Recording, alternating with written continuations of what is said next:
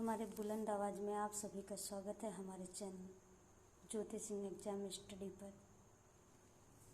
सभी को मेरा नमस्ते, सभी को आदाब, सभी को हाथ जोड़कर प्रणाम।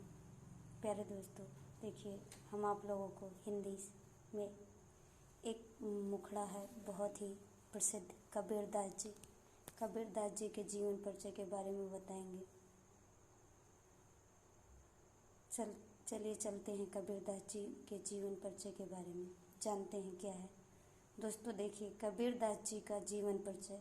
महात्मा कबीरदास जी हिंदी भक्ति की ज्ञानाश्रयी शाखा के प्रधान कवि थे। किस शाखा के? ज्ञानाश्रयी शाखा के प्रधान कवि थे कबीरदास जी। आपसे प्रश्न आ सकता है मन लाइनर में कि कबीरदास जी किस शाखा के प्रधान कवि थे? तो ज्ञानाश्रयी शाखा के प्रधान कवि थे। कबीरदास जी के जीवन और मृत्यु के बारे में विद्वानों में परस्पर मतभेद है तथा प्रमाणित तथ्यों के आधार पर कबीरदास जी का जन्म सन 1398 ईस्वी में वाराणसी में हुआ था और मृत्यु सन 1558 ईस्वी में शिक्षा विभाग उत्तर प्रदेश शासन द्वारा प्रकाशित पुस्तक मंजरी के अनुसार मगहर में हुई थी। दोस्तों, जनश्रुति है कि कबीर एक विधवा ब्राह्मणी के गर्भ से उत्पन्न हुए थे। लोगों का मानना है, लोगों का कहना है कि कबीरदास जी का जन्म एक विधवा ब्राह्मणी के गर्भ से हुआ था। उस ब्राह्मणी ने लोक अपवाद के भय से इन्हें लहर तारा नामक तालाब में के किनारे फेंक दिया। कबीरदास जी को जन्म देने के बाद उस स्त्री ने लोगों के अपवाद के कारण इन्हें लहर तारा नामक तालाब के किनारे फेंक दिया, जहाँ से इन्हें एक जुलाहा जाति के नीमा और नीरू नामक दंपति पति ने इन्हें उठा लिया और इनका लालन पालन किया। दोस्तों,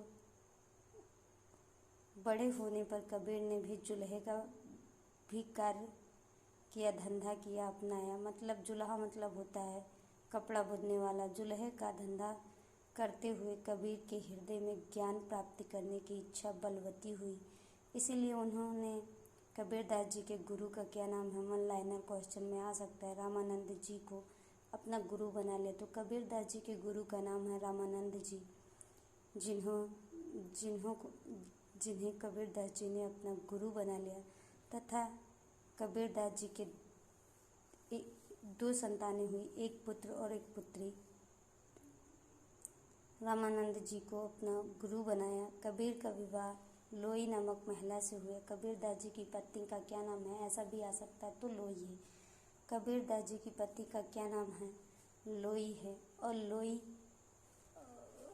से दो संतानें उत्पन्न हुई कबीरदास जी की। पूछी जाए कितनी संतानें हैं वन लाइनर क्वेश्चन में, तो कबीरदास जी की दो संतानें हैं, एक पुत्र और एक पुत्री। पुत्र का नाम कमाल और पुत्री का नाम कमाली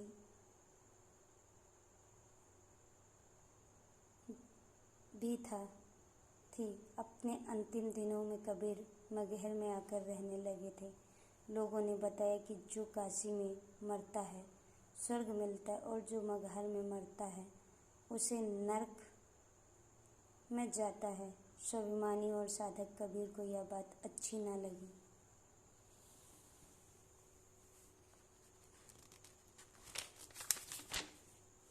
उन्होंने कहा, कबीरदास जी ने कहा, अच्छे कर्म करने वाला व्यक्ति काशी में मरे या मगहर में, भगवान के घर के दरवाजे हमेशा उसके लिए खुले होते हैं। कबीरदास जी का ये मानना बहुत ही अच्छा है। कबीरदास जी की प्रवृत्ति जो थी, उनकी सोच जो थी, बहुत ही अच्छी थी।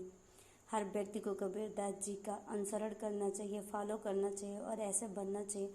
उन्होंने कहा, काशी में मरकर ईश्वर को प्राप्त किया तो इसमें ईश्वर की क्या बड़ाई होगी, हम तो मगहर में मरकर स्वर्ग प्राप्त करके रहेंगे।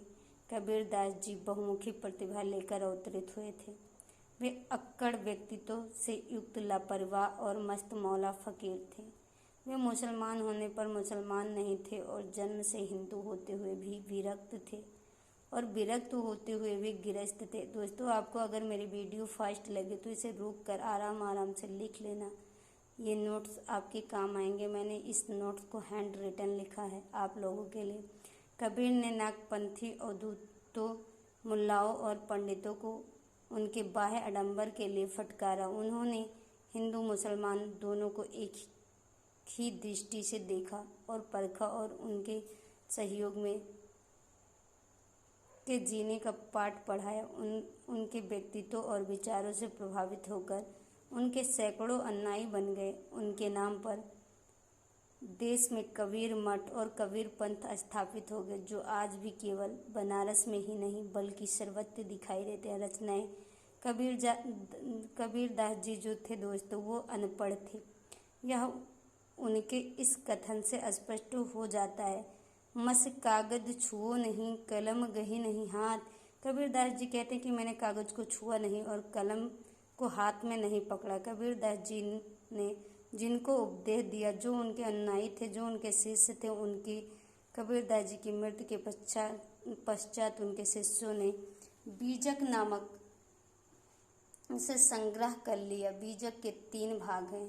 बीजक नामक संग्रह कबीरदास जी की द्वारा कही गई बातों का ही है। कबीरदास जी के बीजक में 3 भाग थे, साखी, शबद और रामायणी। कबीरदास जी की साखियाँ जो थी वो दोहे के रूप में हैं। उनमें सैद्धांतिक उपदेशों और समाज सुधार संबंधी शिक्षा की प्रधानता है। शबद गे उसमें प्रेम परक भक्ति की अभिव्यक्ति है। रामायणी चौपाई तथा दोहा पद्धति पर आधारित है। जय हिंद दोस्तों, वंदे मातरम। यदि आपको ये वीडियो पसंद आई हो तो इसे लाइक करें और सब्सक्राइब करें और हमारे चैनल को फॉलो करें। जय हिंद, वंदे मातरम।